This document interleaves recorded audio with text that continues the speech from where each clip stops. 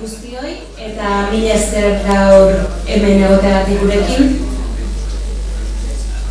Duela 80 urte gure arbasoek hemen, Loiolan, hemen zaudelako bildu gara gaur ere gu Loiolan. Izateko modu baten alde juntatu ziren haiek. Mundu honetan bizitzeko eta irauteko modu baten alde. Garai hartan, etzen oraindik erakunde ofizialik eta gazte zibilek borroka egin zuten herri honen mesedetan. Beren nortasunaren, kulturaren eta independentziaren mesedetan. Kandido Sazetaren esanetara beraien azena defenditu zuten. Lurra, etxea, familia eta arnasa. Eusko Gudarostea, Azpeitiako komandantzia, Sazetaren batalioia, nahi dugun bezala deiri ezaiokegu taldeari. Baina inoiz ahaztu gabe, pertsonez osatutako talde bat izan zela. Banakoen ekarpenetik osatutako kolektiboa zen Eusko Gudarostea. Eta haiek ere, guk bezalaxe, hemen gauden guztiok bezalaxe, sentitu egiten zuten. Gerra guztietan bezala, pertsonak zauden atzean. Pertsona horiek, familia zuten, lanbidea zuten, bizimodua. Maitemindu egiten ziren, haserretu eta ilusionatu ere bai. Goxoak, eleganteak, izaera gogorrekoak, arduratsuak, liderrak, lotxatiak, erlijiosoak, halakoak ziren gudariak. Halere, kauza baten alde bat egin zuten abertzale guztiek, eta antolatu egin ziren. Antolatu, altxatu eta erresistitu egin zuten. Horregatik gaur hemen gaude, 80 urte geroago, hura oroitzeko, haiek oroitzeko. Azpeitiko udalak eta Arantzadi zientzia elkarteak nahi izan dutelako bildu gara gaur hemen. Eusko gudarien duintasuna gogoratzeko. Faxismoaren aurka gerra galdu zuten haiek gogoratzeko. Euskaldunak eta abertzaleak. Egia ezagutzeko eskubide horren alde dihardute lanean, udalak eta Arantzadik.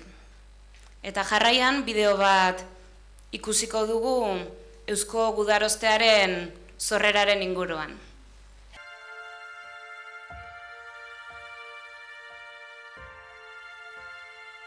Mila 1926ko uztailaren 17 eta 18 artean, Espainiako armadaren zati batek Bigarren Errepublikaren aurkako estatu kolpea egin zuen. Ofizial monarkikoek eta erreakzionarioek bultzatutako estatu kolpeak huts egin zuen, baina gerra zibila deitu zitzaion gatazka armatua eragin zuen. Egun hartan bertan, uztailaren 17an, Diario Basko egunkariak Gipuzkoako kolpisten arteko transmisio katearen lana egin zuen ezkutuko titular honen bidez. Mañana hará buen tiempo. Dena den, estatuko zati gehienetan bezalaxe, konspirazioak huts egin zuen. Hala, euskal gizarteari ondorio lazgarriak ekarri zizkion gerra garaia hasi zen. Abuztuaren hasieran bi fronte ezarri ziren, bat Oiartzun inguruan, bestea Beasainen. Kayuela teniente koronelak zuzentzen zuen Arapiles bataioiak Oria ibaian aurrera jarraitu zuen, bertan zituen oztopo guztiak gaindituta, eta Tolosara abuztuaren 11an iritsi zen. Euskal nazionalismoak zalantza handiak zituen gerratean sartzeko garaian. ANV izan zen hasieratik bere laguntza eskaini zuen bakarra, eta borrokatzen hasi ziren Oarsoaldeako herri frontearekin batera. 1936ko abuztuaren 5etik aurrera, herrialdeko erakunde nazionalista ugarietako arduradunak Loiolako santutegian bildu eta Azpeitiko defentsa batzordea edo komandantzia eratu zuten. Bertako goi karguak honako hauek bete zituzten. Telesforo Monzón, Jose María Lasarte, Salvador Aramburu, Miguel José Garmendia, Mikel Alberdi, Lino de Lazcano eta Tomas Michelena. Presidente lanak Manuel de Irujok bete zituen. Abia puntua no es nuestra causa izan arren, euskal nazionalismoaren sektore guztiek bat egin zuten. La democracia y la república contra la dictadura y el fascismo. Hala, euskal gizartearen sektore zabal bat mobilizatzea lortu zuten. Azpeitiko komandantziaren gerra batzordeak 1280 lagun izan zituen nominan. Horri esker, defentsa batzordeak ordura arte kolpistek izandako aurrerapen geldiezinari eusteko helburua bete ahal izan zuten. Gertakariaren zati garrantzitsuena honako hau izan zen. Euskal nazionalismoak altxatutako tropen aurkako erresistentzia armatuan zuzenean eta argi parte hartu zuen behin betikoz. Kandido Saseta Etxeberria Hondarribitarra milizien nagusia izan zen. Bere lana latza izan beharko zen, Azpeitiko komandantzia militarreko parte izango ziren gazteak ez zutelako zerbitzu militarra egin, eta ez zuten gerraren inguruan inongo ezagupenik. Gu, bizitza zibilerako ezituak geunden. Ez genuen bizitza militarrerako inongo prestakuntzarik. Gerratik oso urrun bizi ginen, eta ez genuen armarik, ez muniziorik. Gure gogoa jartzen genituen bakarrik, eta Sasetak ematen gintuen berme militarra. Azpeitiko komandantzia militarrak Gipuzkoako sektore zentrala babestu zuen. Ekialdetik hasi eta Oria ibaiko ezkerreko bazter arte, eta mendebaldetik Deba herriraino.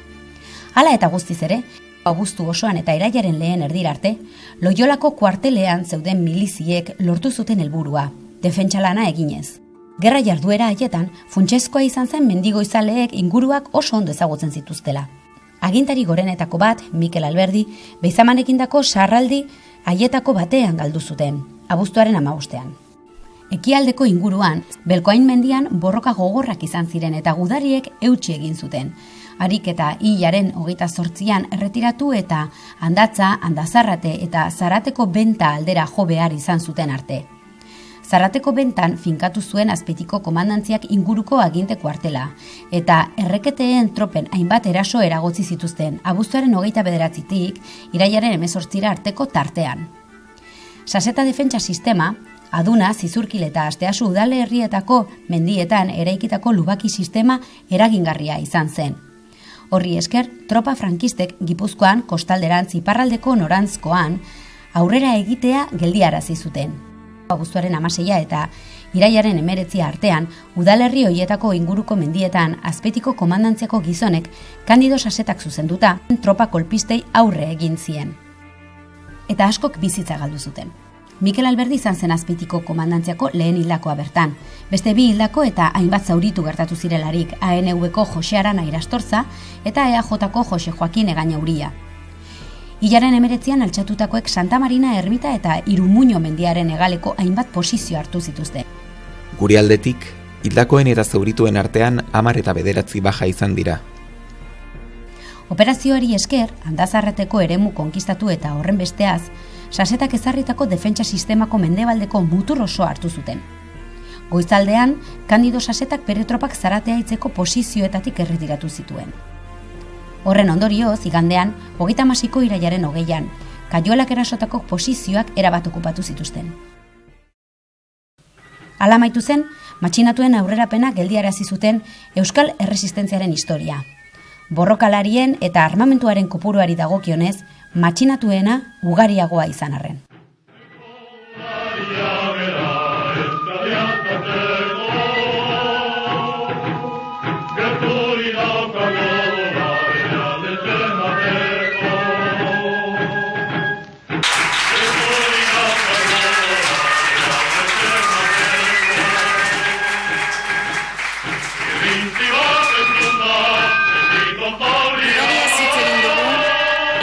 Esan dugu, haien atzean beti daudela pertsona gehiago. Historiaren eta istorioen joan etorriak barru-barrutik bizi izan dituztenak. Eta haietako batzuk ditugu gaur hemen gurekin gonbidatu gisa. EAJ-ko Jose Joakin Egañaren zenideak, Jagi-Jagi talde independentistako Mikel Alberdirenak, Elako Florencio Zubiaurren ordezkariak ere etorri dira, eta ANV-ko Jose Arana Irastorzaren zenideek ere beren lekukotza utzi digute. Eusko Gudarostearen EAJ-ko lehen hildakoa izan zen Jose Joakin Egaña Azkoitiarra. Santa Marina ermitako tiroteo batean zauritu zen eta ondoren hiltzen. Gaur gurekin daukagu Xavier Elortza, haren hilobetako bat. Nahi dezunin, Xavier, txalo bat, mesedez.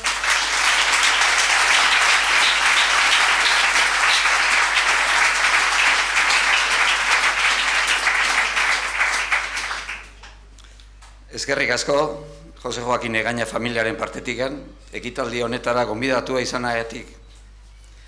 Hau esan da, gogoratu nahi nuke, nola jaso izan zen gure osabaren hiletaren kronika Euskadi egunkarian, 1986ko irailean 5 alean. Gaurko egunez, Azkoitiko parrokia nagusian, Jose Joakin Egaña abertzale ausart eta handiaren aldeko elizkizuna eginda. Mendigo izale adoretsu hau, Handazarrateko frontean hil zuten fasistek asteazkenean. Loiolako Gudarosteak bere soldadukide formazio militar erabatekoaren eman dioten azken agurra eta bertan izan dira PNV-ko eta langile euskaldunaren elkartasuneko zuzendaritzako kideak. Gudarien desfilea benetan izan da hunkigarria. Kornetek, triste eta motel, itsasoan laino dago, abestia jo dute. Gudariari agur zeremoniotxua emanez. Eta batzokiko abez batzak interpretatu du rekima. Leboraino beta da parrokia, eta azkoitiarrek gogo eta malko biziz erakutsi diote euren miresmena hildako gazte abertzaleari. Goian bego justizia sozialaren, gure kulturaren eta gure aberriaren alde bizia eman zuen gudari borrokalaria. Zoritxarrez, une hauetan bukatu ziren gure osabarekiko elkartasuna eta rekonozimendua. Berehala urte beltzak eta gogorrak etorri ziren Euskal Herriarentzat eta baita Jose Joakinen familiarentzat ere. Humilazioa, zokoratzea eta hainbat arpilatze eta harrapaketak ere pairatu behar izan zituzten. Hau dena nahiko ez izanik familiari ikaragarrizko zamina gelditu zitzaion ez jakiteagatik non eta nola hiltzen Jose Joakin. Zamintasun hau pixka bat arindua izan zen hilerrian, eta apaizaren bedinkazioarekin lurperatua zutela jakitean. Ondoren, irabazleak ezarri zuten intolerantzia eta babes faltagatik, etxipena eta etxetik kanpo isiltasuna mantentzea besterik ezitzaion gelditu familiari. Baina gure gurasoak transmititu ziguten Jose Joakin pertsona maitegarria zela, bihotzonekoa, alaia, langilea eta bere herriarekin konprometituta. Horrela izanik, gure osabaren izaera eta gizatasun zabalagatik oso harro egoten erakutsi ziguten. Eta orain jakin dugu Santa Marinako borrokan hil zutela, eta bera izan zela gerran hildako PNV-ko lehen gudaria. Jose Joakinek bere guztia eman zuen bere aberriarengatik. Ekitaldi honek gure osabaren bilakaera azaltzeko aukera eman digu, eta bide batez ez dadila ahaztua izan. Aldi berean, familia artekoek gure osaba Jose Joakin Egañarekiko miresmena eta harrotasuna nahi dugu adierazi. Beti gogoratuko dugu eta beti egongo da gure bihotzetan. Azkenik, gure esker beroena, ekitaldi hau antolatu dutenei, etorri zaretenoi eta bereziki Arantzadiko Karlosi, gure osabaren inguruan egin duen lanagatik. Bere argibideak oso garrantzitsuak izan dira guretzat. Eskerrik asko.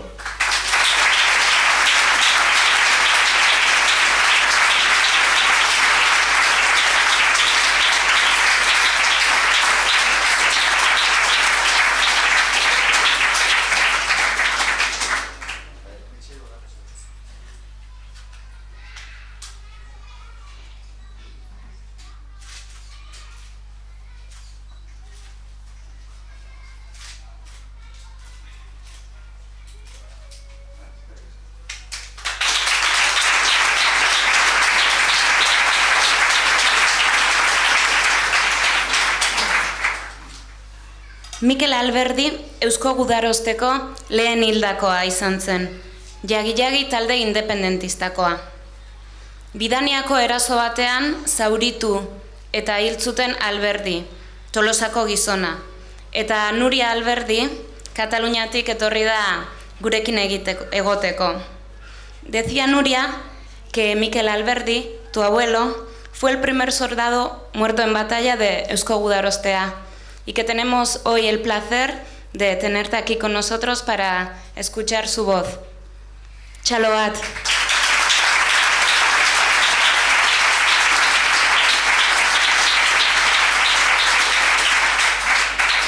Bona tarda. Perdoneu que no puc parlar en euskera. Parlo en català perquè és la llengua que parlo a casa meva. Buenas tardes.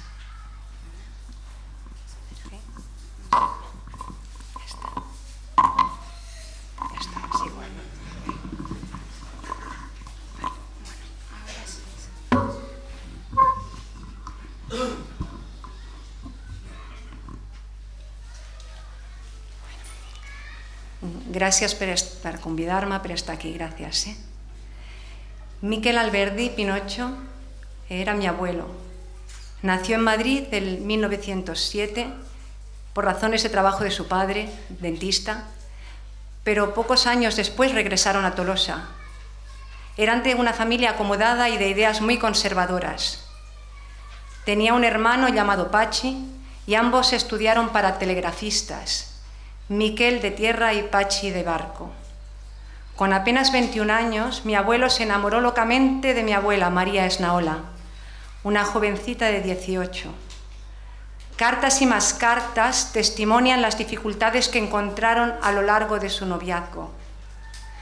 Mi abuela era una bella campesina de Hernialde, como él mismo la describe, sana y hermosa, muy euskaldún, pero con pocas letras, lo que les valió la oposición de la familia, de las familias, de mundos tan distintos. Ella y su país fueron los dos amores de Mikel. Mi abuelo ejercía de telegrafista, pero todo su tiempo libre era para recorrer pueblos y montañas. Prueba de ello son las numerosas fotos que aún conservo. En 1930 fue denunciado por haber organizado una reunión del PNV en la oficina de telégrafos de Tolosa. Aunque él negó la acusación, fue desterrado a un puesto de telegrafista en Santa Cruz de Tenerife durante al menos un año.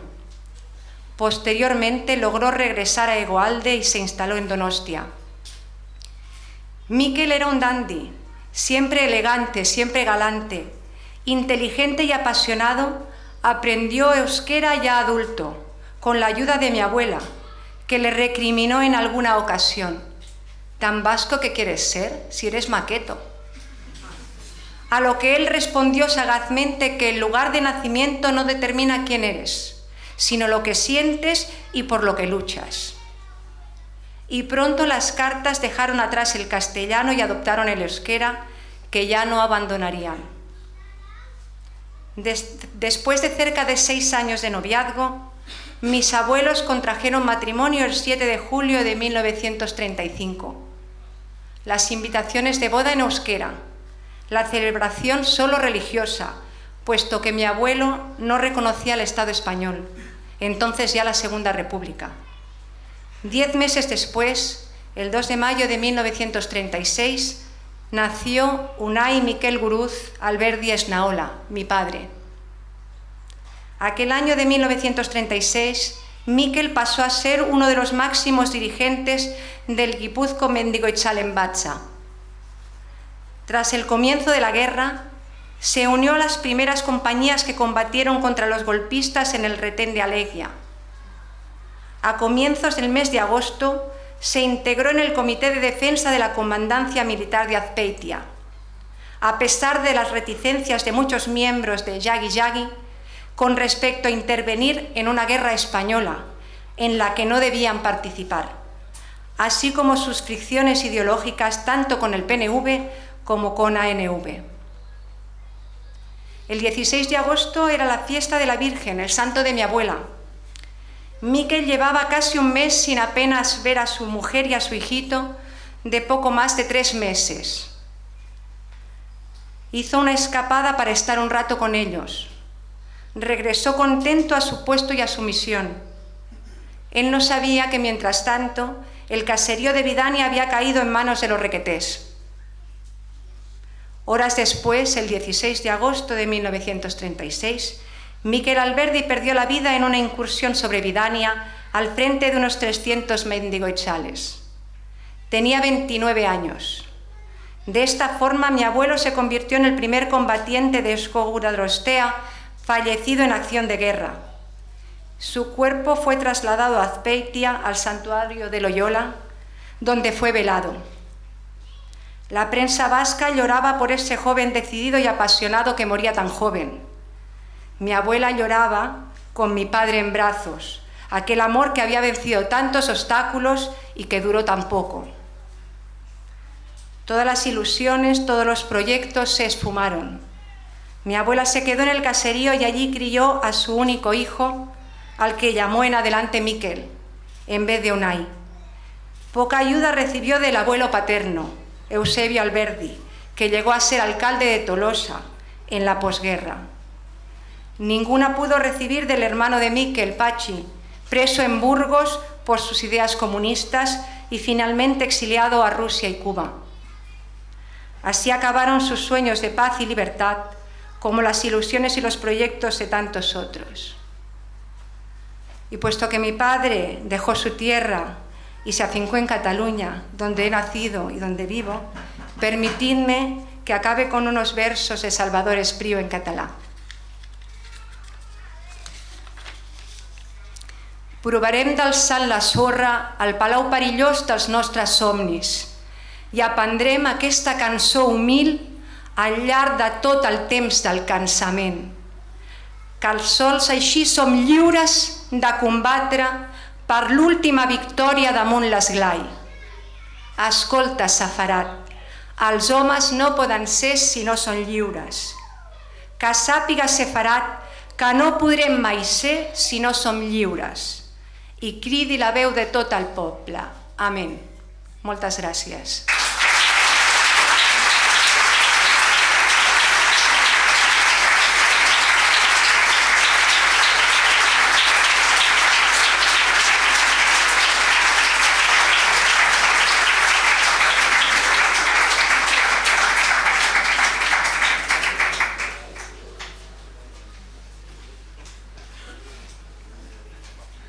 Elako zubi aur Bilbotarra zen, eta andatzarrateko borrokan hiltzen. Haren abizenez, deitu zuten Gudarosteko konpaini bat.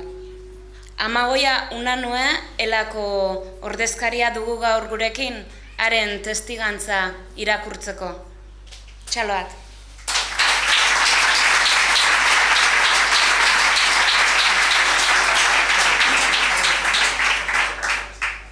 Atzalde on danoi. Beti umoreko eta irribarrez, bihotz honeko kristau on, gazte solidario eta abertzale sutsua. Horrela jasotzen zuen Eusko Langile aldizkariak 1926ko iraiaren 28an, Floren Zubiaurren hil ondorengo kronika. Ela sindikatuko kidea zela jakin dugu. 26ko gerra hartan aberriaren alde hil zen Elako aurreneko kidea. 1914an jaio zen Bilbon, eta orduko hainbat gazte abertzaleren gisa, gerra hasi orduko, Azpeitiko komandantzian sartu zen bere borondatez, eta grinaz, 1936 hartako abuztuan. Hilabete eskasera hil zuten, irailaren 19an, Andasarraten. Sasetaren agindupean, aberriaren alde armak eskuan borrokan ari zela. Abertzale sutsu, espatadantzari izan zen aurrena, eta gaztetu bezain pronto, mendigo izalde egin zen. Aberria zuen maite, eta haren alde borrokatzerakoan ez zuen zalantzarik izan. Orduko kronikek honela kontatzen dute. Bere Euskadi maitea inbaditzaileek zapaldu zutenean inbaditzaileen aurka altxatu zen, zalantza izpirik izan gabe. Baina Floren borrokan erori zen, eta saminez esan zioten agur honela bere kideek. Floren, gazte ausart eta alaia, gudari guztien ametsa betetzen ikusi gabe joan zara. Inbaditzaile guztiak anikilatuta ikusi gabe. Agur Floren, eta jainkoak eman dizun postu berritik zaindu eta lagundu gaitzazu. Agur Zubiaur, gure martiri legendarioen artxiboan, izki larriz geldituko da gordeta zure izena. Fasista barbaro, anti-euskaldun eta kriminalen aurka borrokatutako haundi guztien izenen ondoan. Solidariook, egin dezagun otoi bidean erortzen ari direnen alde. Solidariook, egin dezagun otoi Floren Zubiaurreren alde. Honela zioen bere hil kronikak. Florencio Zubiaur Goikoetxea, 22 urteko mutikue, abertzalie, 36ko gerran hilzan helako aurreneko kidie, geure aberrixen alde bizixe emuneuen Eusko Langile Alkartasuneko lehen gudarixe. Agur eta ore.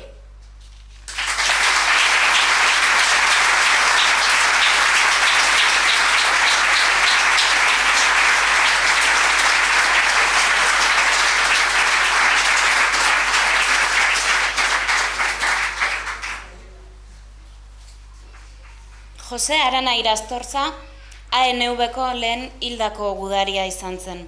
Donostiarra zen, baina Igorren bizi zen, eta horrek erakusten du beste asko bezala borondatez egin zela Eusko Gudarosteko kide. 23 urterekin hiltzen, Zizurkilgo Zarate bentan.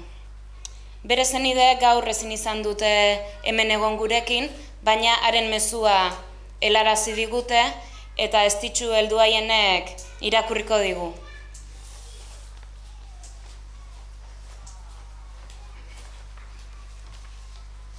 Gutun hau Jose Aranak idatzitakoa eta bidalitakoa da. Lehenik eta behin, agur bero bat, gaur hor, Arrupe hotelean zaudeten guztioi. Gure familiarentzat une garrantzitsua bizitzen ari zarete. Unkigarria. Eta ezer baino lehen eskerrak eman nahi dizkizuegu guztioi. Geuk penaz ezin dugu hor egon, baina jakin ezazue fizikoki ez bada ere, arimaz eta ispirituz egon bagaudela. Loiolan, Arrupen, gure osaba ustez hor egontzelako, hor egontzelako beraien kuartela. Eta guk, gutun xume honekin, zeharka bada ere, present egotea nahi izan dugu. Jose Arana Irastorza zen gure osaba, eta nik neuk ezagutu ez banuen ere oso present izan dugu beti etxean. Bera oroitze aldera Jose izena jarri zidaten niri ere, eta bera bezala Jose Arana naiz neu ere. Joseren amarekin eta aitarekin hasi nintzen, gure aiton amonekin, eta bere oroimena islatzeko eta utxunea betetzeko papel zaila tokatu zitzaidan. Hala kontatu zidan gerora amonak, bere kutxun izan itzela, bere semearen zuloa betetzera iritsi nitzela. Horregatik nire historia propioan eta nik ala jakin gabe bere parte izan naiz iraganean. Eta horregatik da hain berezia niretzat bere oroimena, eta hain unkigarria gaurko ekitaldia. Ezagutu gabe maite izan dugu osaba familian. Etxean egon gabe beti egon delako gurekin. borrokan eta ideologian ondoan izan zutenek behin eta berriz goraipatu digutelako. Baina horretaz haratago, kalean, eguneroko xumean, ondoan izan zutenek eta ezagutu zutenek ondo maitatua izan zela kontatu digutelako. Gizon handia, ona eta gertukoa izan zela esan digute, eta hala sentitu eta maitatzen dugu. Gure osaba Donostiarra zen jaiotzez, baina Igorren bizi zen 36ko gerra hasi zenean. Tabakeroa zen. Gerra hasi orduko ordea berehala etorri zen Gipuzkoara, borrokara. ANV-ko kidea zen eta Eusko Indarra batalioian sartu zen. Hain justu, batalioi hori Donostian sortu zen. Bertako kideak voluntarioak ziren, osaba bezala, gure aberriaren defentsan frankistei aurre egiteko borroka egitea erabaki zuten gazteak. Donostiako kaleetan egin zuten borroka aurrena, hiriaren defentsan, eta gerra luzatu ala, Irun, Zubeltzu, Buruntza eta Zarateko bentak defenditzen ere aritu ziren. Gure osaba, hain justu, Zarateko bentetan hil zutela kontatu digute. Borrokan eroritako aurreneko ANV-ko kidea izan dela erakutsi du historiak. Gure etxeko historio xumean kolpe latzena izan zela badakigu. Ahaztuta eta baztertuta eduki du historia ofizialak gure osaba, Jose Arana Irastorza, beste hainbatekin batera. Orain arte, orain zuek, Azpeitiko udalak eta Arantzadik, eskutuko txoko ilunetik argitara atera duzue. Eskerrak bihotzez, bazterduratik atera eta duintasunean jartzeagatik. Bezarkada bat, urrutitik baina bertatik, Jose Aranaren eta bere sendi osoaren partetik.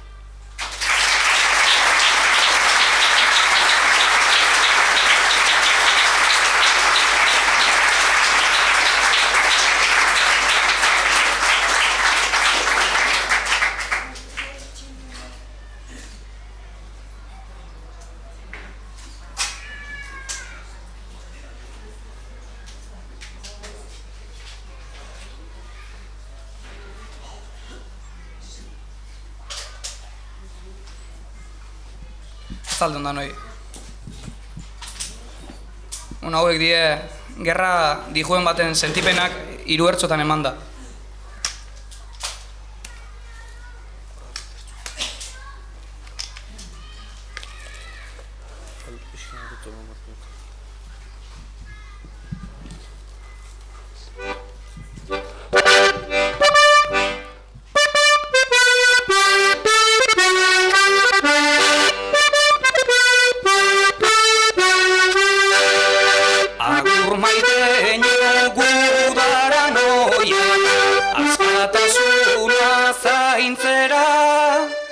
Ez egin egar zergatik laizter, etorriko naun etxera.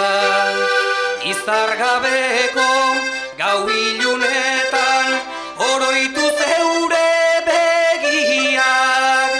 Usteko dinat ager dirala, zeruan izar guztiak.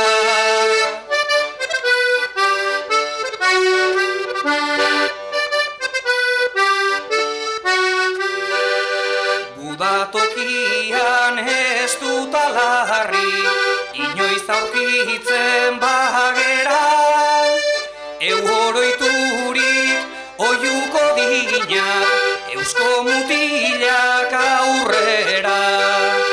Gure semeak ez haundezaten zuzentasunan argia. Mendiran hoian fusil batekin jokatu zera bizia.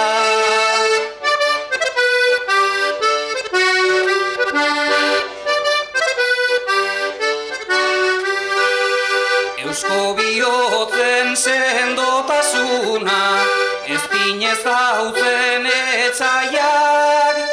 Dauzparripean jarri nahi zigun, gizon ergelen nausiak.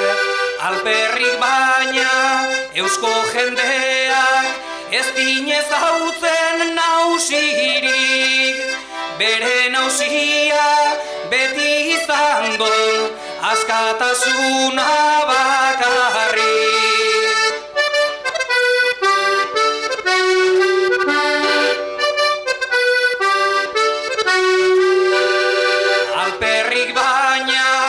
eusko jendeak ez dinez hautzen nausirik, bere nausia beti izan don askatasuna bakarrik.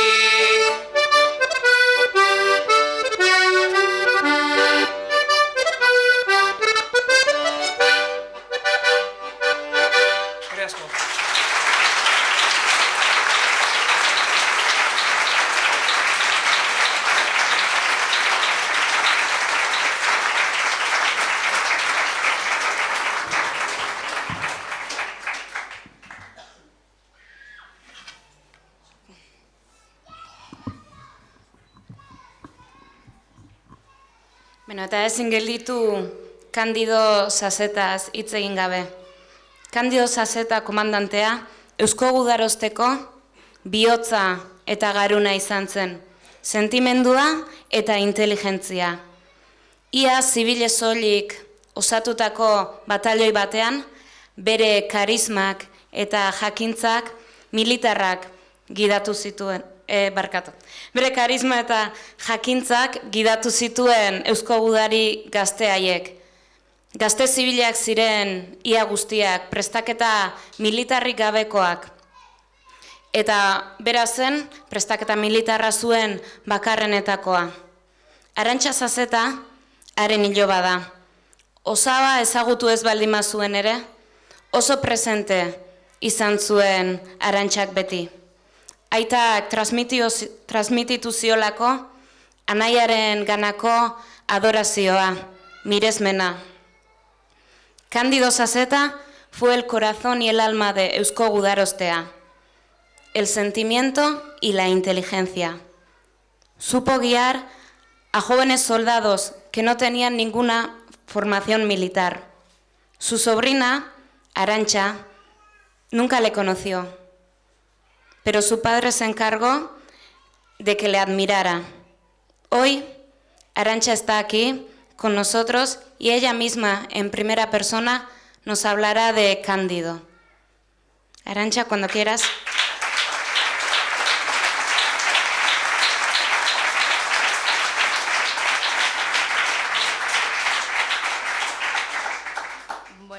Pues yo lo único que os puedo transmitir es aquello que recibí, los conocimientos que me transmitió mi aita, porque mi aita era un verdadero admirador de su hermano, aunque era 9 años más joven, pero bueno. Entonces yo lo único que os puedo decir, pues que la familia, pues hemos estado siempre unidos a él, en toda clase de momentos, porque aunque no se podía hablar mucho en las casas, pues sí, estos últimos años pues nos hemos valido de ayudas de Aranzadi, de gente que se ha molestado en buscar sobre todo sus restos, porque aunque nosotros sabíamos que estaban en Asturias, pues mi aita no fue nunca capaz de conseguir el encontrarlos. Entonces, pues bueno, el hecho de haberlos traído a casa, a Euskadi, y él se merecía no solamente el volver a su casa, sino el pueblo también volverle a readmitir. Entonces sabemos también que él llevó tras de sí a muchos simpatizantes, como fueron pues gente joven del pueblo y de los alrededores, que pues sin conocimientos ni de luchas ni de nada se los llevó detrás y lucharon por defender pues sus pensamientos y sus conocimientos. Entonces, pues bueno, no queremos que esa gente quede en el olvido, porque a pesar de que nosotros le hemos recuperado a él, también tenemos memoria para pensar en los que también se quedaron, que sufrieron también sus familias, sus hermanos, sus padres y demás.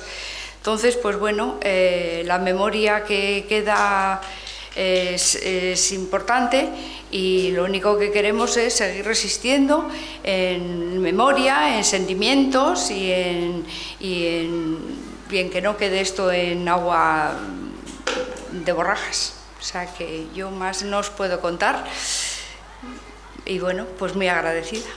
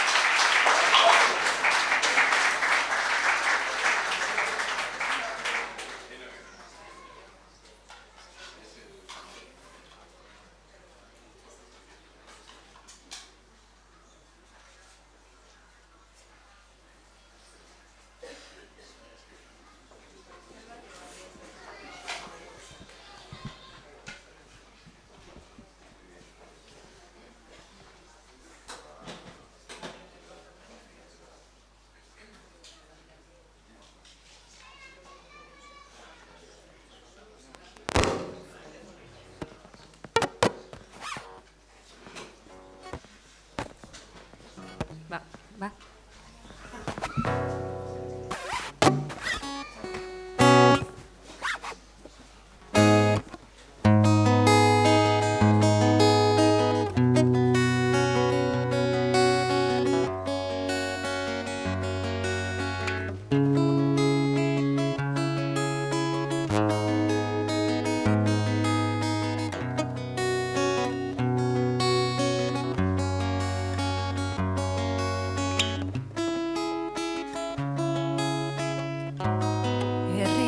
Uste zinontan itzalekin jolasten neu izaten zaietzen gero amargosten nire zintasuntena benta berriz kantatzen egun sentia bide hau sentitzen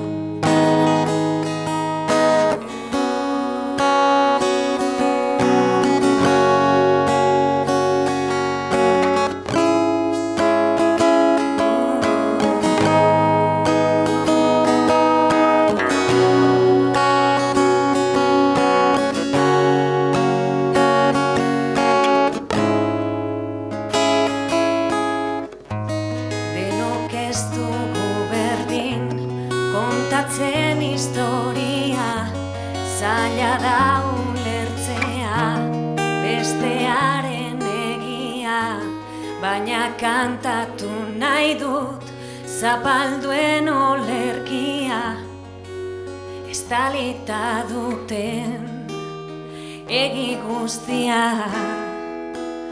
oe gutxei amaren malkoei lapurtzen diguten denbora ieskorrari burdinotzegi aitaren beldurrei sufritzen dugunoi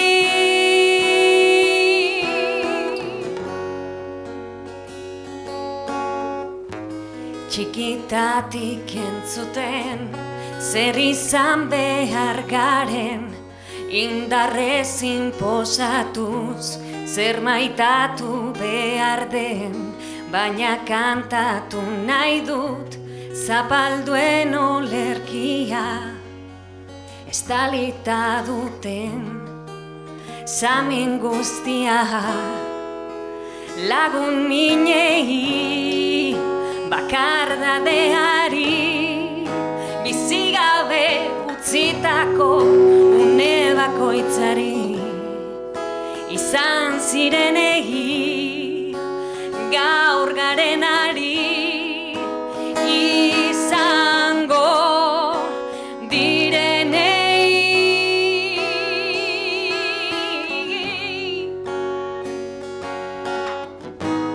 ez aidazu maitea den aldatuko dela bigarreren nirekin egongo zarela eta ondorengoek ez dutela sekula kantu hau kantatuko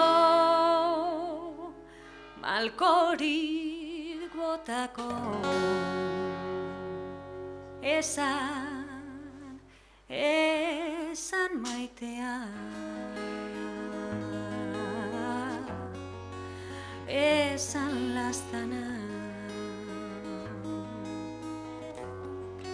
entzun nahi dudana esan laguna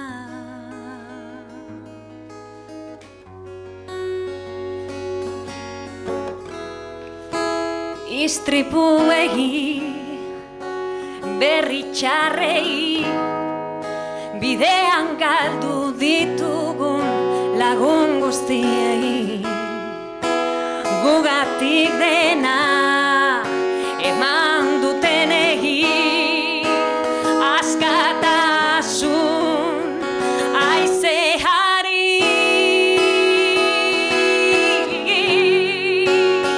zuei aizeari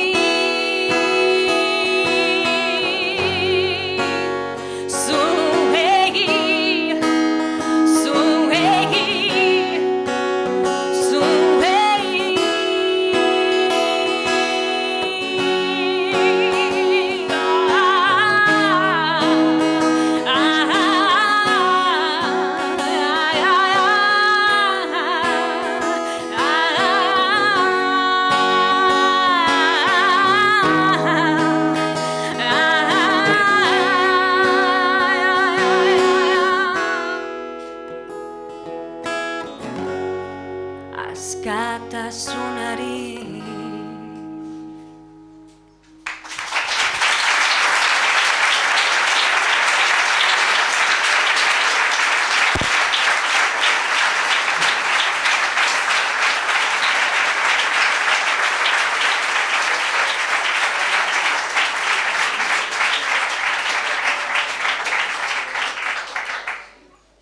Eusko Udare Ostearen egia berreskuratzeko saiakera ez da ekitaldi honekin amaitzen.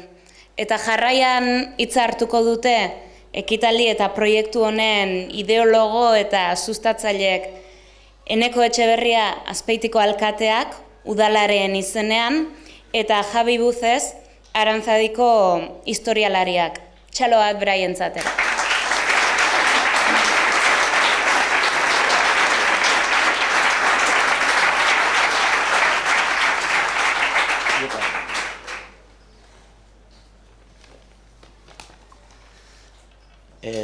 Arratzaldeon, Mikel Alberdi, Azpeitiko komandantziako hildako lehen gudaria, Jose Joaquin Engaña, hildako EAJ-ko lehen gudaria, Jose Aranera Estorza, hildako ANV-ko lehen gudaria, haiek izan ziren lehenengoak, baina haiek hil ostean beste batzuk hil ziren inguruko mendionetan, hauetan. Jacinto Elkor Aranbarri, Tolosarra, eta Claudio Lobarri, Basaurikoa, eta ANV-ko militantea, biak Zarateko bentan gildak. Luis Manero Aldako ordez, Oreretakoa zen eta Bidanian erori zen. Edo Florentzio Zubiargoiko etxea, Elako militantea Andazarraten. Gehienak bizi ziren, bizirik irten ziren eta Azpeitiko komandantzia erori zenean jarraitu zuten borrokatzen, hainbat frentetan. Hala ere, haietako batzuk bizitza galdu zuten ere, frente ezberdinetan. Candido Saseta komandantea, Asturiasen, Arezesen, baita Asturias ere hil zen Luis Alkort Aldai, Donostiarra, Gregorio Isasti Uranga ordez, Getariarra, Lezaman, eta Jose Urbieta Txezarreta, Azbeitiarra, Otxandion. Otxandion ere hil zuten Regino Zabaleta Lizarralde, Urretxukoa, Pedro Urkiola Auzmendi, Zumarragakoa, edo Alejandro Lizaso Eizmendi, Orion Jaio zen, baina Oreretan bizi zen. Decía que además de Mikel, José Joaquín y José Garanera Estorza, otros muchos voluntarios fallecieron en el frente. Finalizada la guerra en Euskal Herria, miles de gudaris fueron detenidos, encarcelados y juzgados en consejos de guerra. Por ejemplo, José Antonio Izaguirre Pelde, Azkoitiarra, edo José Azurmendi Bastarrica, Donostiarra. Estos fueron condenados y finalmente ejecutados. Dozenaka biziarteko espetxe zigorra ezarri zieten. Jose Zabala Iarramendi, Azpeitiarra, Rufino Sarasola Lasa, Beasaindarra, Jose Rezola Barandiaran, Bidaniakoa, Luis Bergaretxe, Eibarkoa, edo Valentín Berriochoa, Urretxukoa. Para muchos otros, las condenas fueron menores. Por ejemplo, Luis Isauzi Urquizari, Tolosarra o Alejo Lascurain, de Antzuola, fueron condenados a 12 años de prisión. Eta langile batallon preso bukatu zuten Eusko Godorazteko hainbat gudari. Azpeitian hasi ziren beraien borroka eta Frankoren esklabu gisa amaitu. Felix Unzueta Urrusono, Azkoitiarra, Zakaria Lustondo, Zarauztarra, edo José María Otaño, Ordiziakoa. Muertos en el frente, encarcelados, fusilados, utilizados como esclavos, exiliados. Este fue el precio que pagaron aquellos jóvenes voluntarios que vinieron aquí a Loyola, a Azpeiti, a luchar contra el fascismo. Jóvenes que fueron capaces de resistir durante un mes el empuje de un ejército mejor preparado, con mejores armas y muy superiores en números de combatientes. Y resistieron gracias a la práctica de guerra de guerrillas, a ese modo de lucha que practicaron decenas de movimientos de liberación nacional por África y Iberoamérica en la década de los años 50 y 60. Son cientos, alrededor de 2000 nombres los que estamos sacando del olvido, uno por uno, con paciencia, consultando todos los archivos locales, regionales, militares, etc. Y en todas aquellas publicaciones y trabajo que muchas personas durante décadas con mucho esfuerzo han realizado a nivel local. Y sin apenas recursos, con el objetivo de sacar del olvido, de romper el silencio impuesto por los vencedores. Beraz, datorren hilabetetan jarraituko dugu gure lanarekin. gure konpromisoarekin betetzen, eta espero dugu datorren udazkena gure lana liburu baten bidez aurkeztea. Guretza, Arantzadirentzat, memoria historikoa berreskuratzeko konpromisoarekin aurrera jarraituta, garrantzitsuena gazte voluntario horik nortzu ziren eta zer gertatu zitzaien ezagutzea da. Borroketako historia interesatzen zaigu, noski, baina batez ere fasismoaren aurkako gerra galdu zuten haien duintasuna berreskuratzea interesatzen zaigu. Hau da gure azken helburua. Bukatzeko eskerra eman nahi dizkiet kolaboratzaile guztiei, Arantzadiko talde guztiari eta bereziki nire lankide Carlos Almorza. Zuen kolaborazio gabe ez zen posible izango. Eta baita ere, Azpeitiko udalari, zuen alegina, zuen konpromisoa memoria historikoekin gertatutakoen ezagutzearren duzuen ilusioa, konpromisoa txalotzekoa da. Mila esker, moltzez graziez, eskerrik asko.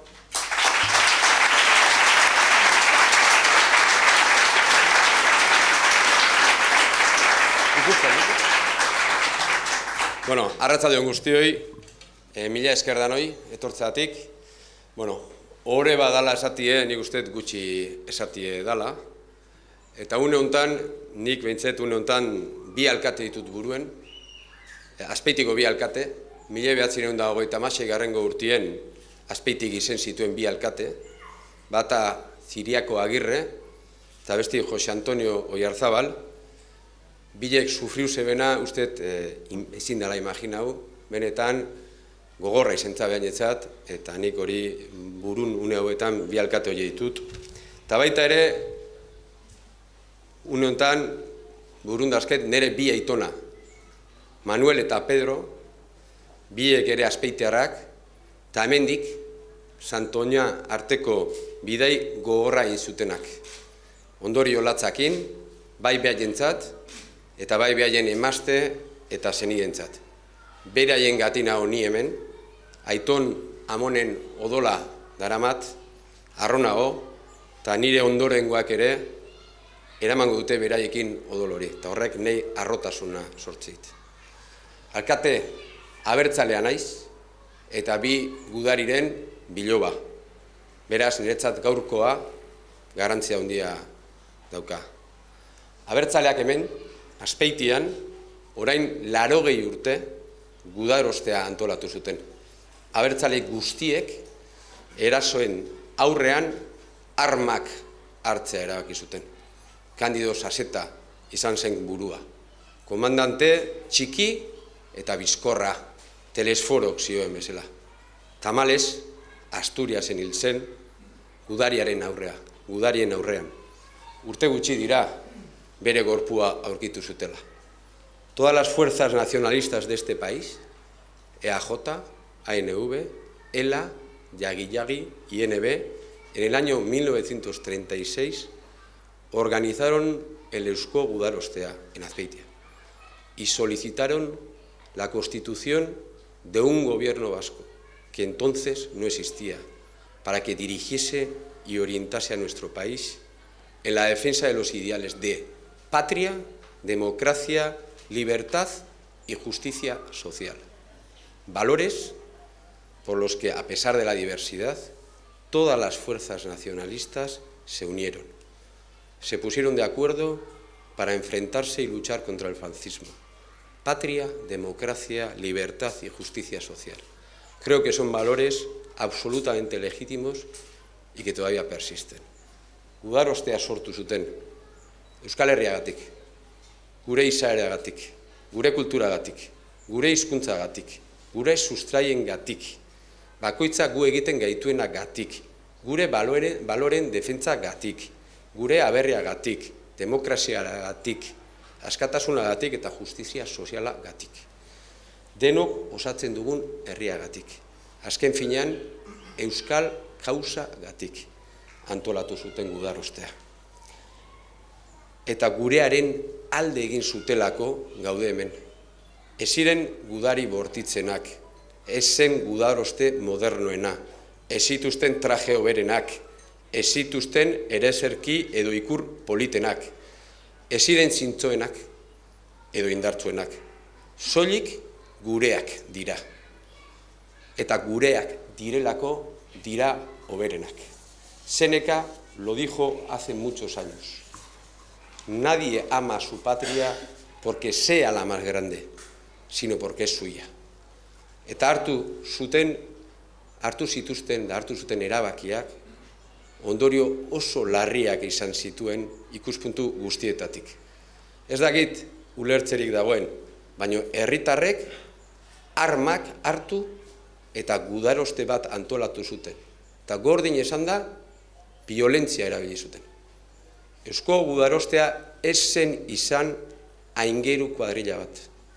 Gudariek armak erabili zituzten eta hildakoak eta zaurituak eragin zituzten. Ez gaitezen hipokritak izan, injustizia asko egin zituzten. Ez ziren aingeruak, nire aitonak ez ziren aingeruak izan eta ni ere ez naiz aingerua. Gogorra da gaurko mentalidadean, baina beste herrietan ere gertatu da. Adibidez, Frantzian. Erasoen aurrean, erresistentzia antolatu zen. Zilegitasuna etortzen zaio, giza eskubideen teorian ere, erresistentzia hori egitea. Norbaitek eraso bat jasotzen duenean, bere eskubideak defendatzeko erresistentzia egin dezake. Hemen, erresistentzia hori herritar arruntek egin zuten. Izena bizinak zituzten herritarrak, familia zituztenak, bizitzeko gogoa, baino dena arriskatzea erabaki zutenak. Gure aberria, demokrazia, askatasuna eta justizia sozialagatik. Gure herriarengatik. Eta galdera bat egin behar dugu. Pena merezi izan zuen? Bai. Pena merezi izan zuen eta emaitzak eman zituen. Bestela galdetu Telesforo Monzoni edo Agirre lehendakariari. Gudaroste hau antolatu zenean Agirre zen lehendakaria. Hemengo antolaketak beste askoren esfortzuarekin batera eman zion denbora Agirreri lehendakari izateko eta jaurlaritza antolatzeko. Hemen ez, baina beste ibarrean geratu egin zituzten mola eta bere erreketeak, Arrateako mutilekin batera. Eta gogorra izan zen, galdu egin zuten, eta etxera itzuli ziren. Humilatuak, hipoituak, torturatuak, zigortuak, zaurituak, baina bakoitza borrokara eraman zuten baloreak inoiz ez zituzten ahaztu. Aberria, demokrazia, askatasuna eta justizia soziala. Eta beraiek, eta beraien emakumeak, eta familiek, etxeetako sukaldetan, beren gure baloreak gorde eta zabaldu zizkieten seme-alabei. Taiek urrenei, katean, eta hemen gaude 80 urte beranduago. Beraiek omentzeko gaude hemen. Badakigu, herri zarrak ez direla inoiz itzaltzen eta etorkizunan ere bere izenak kantatuak izango direla harrotasunez. Baina orain, etorkizunari begiratu behar diogu. Izarraitz bere lekuan jarraitzen du. Eta gu ez gaudenean ere, izarraitzek bere lekuan jarraituko du. Inoiz ez da erresa izan. Inoiz ez da izan erresa gure kausa. Inoiz ez da erresa izan gure herriaren kausa. Seguruenez, herri txiki baten kausa delako. Herri handiek gu ez ireizteko gure herriak sakrifizio handiak eskatzen dituelako. Eta badakigu normalean, txikiak galdu egiten dugula. Gogorra da, baina horrela da. Gehienetan txikia galtzen ateratzen da. Herri txikiak desagertuz doaz. Horregatik, askarrak izan behar dugu.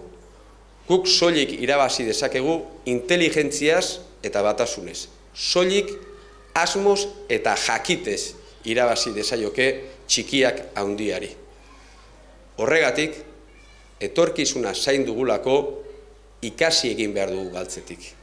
Eta jakin behar dugu galtzeak ere irabasteko bideak iriki ditzakeela. Hemen galtzaileak daude eta beren derrota. Baina aldi berean duintasuna dago. Eta duintasun horrek txinparta sortzen du. Eta txinpartak sua egin dezake. Eta zu hori gure herriaren sua da. Euskaldun egiten gaituena. Eta galerak, derrotak oraindik ere herriago egin gaitzake eta indartu. Hace tiempo que sabemos lo que queremos. Hace tiempo que conocemos nuestro proyecto y hace tiempo que tenemos nuestros valores. Es hora de tener fe en nosotros mismos, pero tener fe no es soñar, fe no es esperar. Tener fe es trabajar duro hoy con vistas al mañana. Tener fe es darnos la mano. No esperemos que el árbol dé frutos si no lo hemos regado y podado. No esperemos que nuestra tierra nos dé nada si no hemos sembrado. Y debemos hacerlo. Tenemos que trabajar y regar aunque nos duelan los huesos. El pasado es una emoción, pero para el mañana de nuestro pueblo es preciso luchar y trabajar hoy. Son tiempos de enterrar el miedo, de enterrar la noche. Hemos de mirar con nitidez y claridad. El camino es largo y complicado y ya no tenemos tiempo de equivocarnos. Gutxi gara eta elkarrekin egin behar dugu. Oinatz mendiaren azpian gaude, eta guk inork baino hobeto dakigu. Batu gaitezen, batu ditzagun gure indarrak. Bestela ez dugu ezer lortuko, eta horregatik izango gara epaituak etorkizunean. Hori da egin dezaiokegun omenaldi bakarra Sasetatarrei, Egañatarrei, Zubiarterrei, Alberditarrei eta beste guztiei. Gure herriarekin eta askatasunarekin dugun konpromisoa aurrera ematea. Oraindik beraien kausa gure kausa data. Izan zirelako gaude hemen, eta hurrengoak izateko gaur landatu eta ura eman behar diogu gure lurrari. Eta orduan, soiliko orduan, izango dira. Mila esker.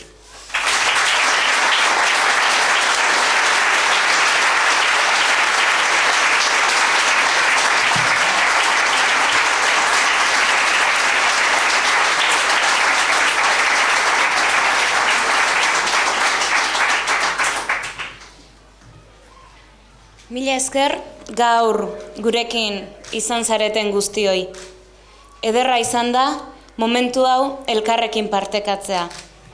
Eta Eneko ondo esan duen bezala, bidezidor desberdinetatik gatozen pertsonak batuta, norabide berari begira jarri gara berriro, 1936an bezala. Ekitaldiari bukaera emateko, aritza landatuko dute hementxe, atarian eta ikurrina ireratuko dute. Haiekin batera, plaka bat ere aurkeztuko dute. Ondoren, behin lanak bukatuta, guztientzat lunch bat izango da hementxe. Esan bezala, eskerrik asko denoi gaur hemen izateagatik.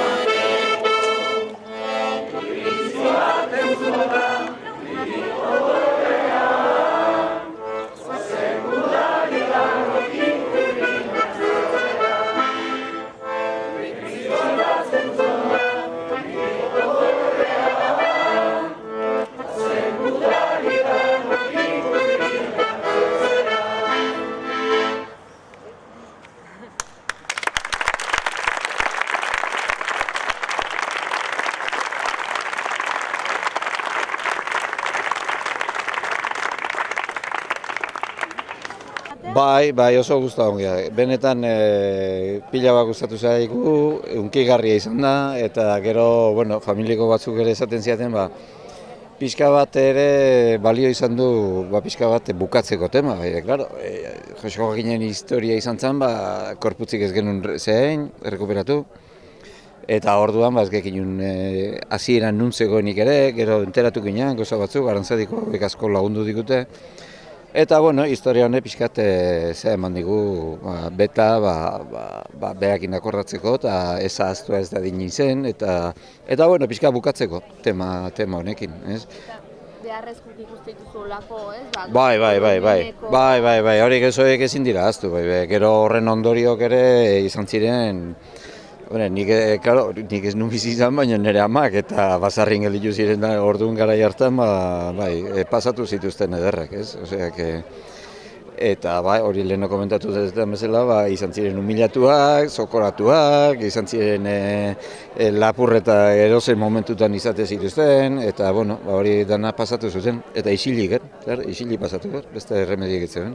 Eta beharrezko ikustezu pixket instituzioak eta olako rekordu? Bai, noski, eta gure hurrengokoak ere, geruta gehiago, azten nahi dan bezala, nik ikusten dut hori, gure hurrengokoak ere enteratzea daukate zeizen zen, eta nola juntzen, gure historiako parte garrantzitsua izan zen, eta zuen alkateak, Azpeitiko alkateak esan duen bezala, oso ondo onda, esan ez, merezi izan zuela, galdu arren, eta nik usten dut, beste batzuei ere erakusteko, batzuk izan zirela.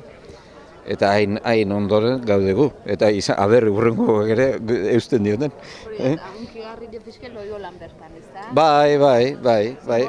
Egia esan, nik ere tema hau ez nuen ezautzen. Hementxe bertan montatu zela, eintzala, organizatu zela, hau da, gudarostea.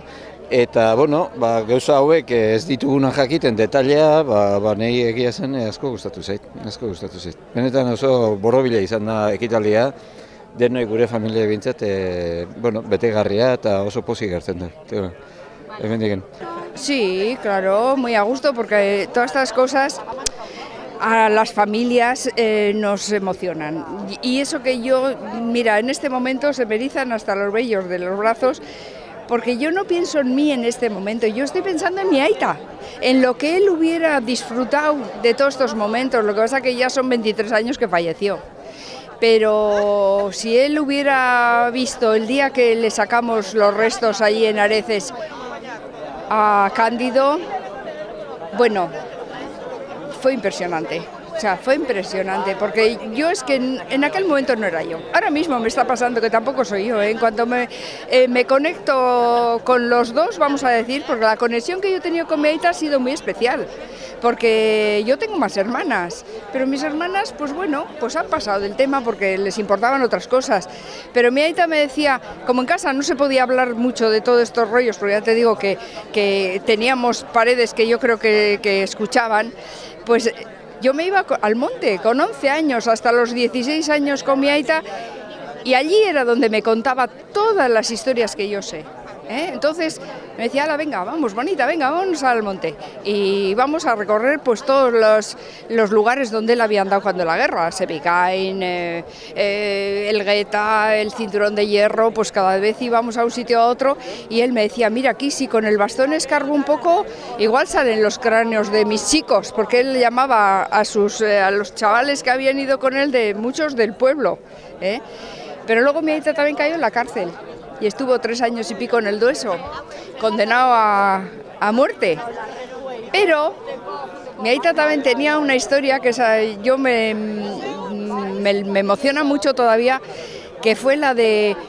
Él estaba estudiando Derecho.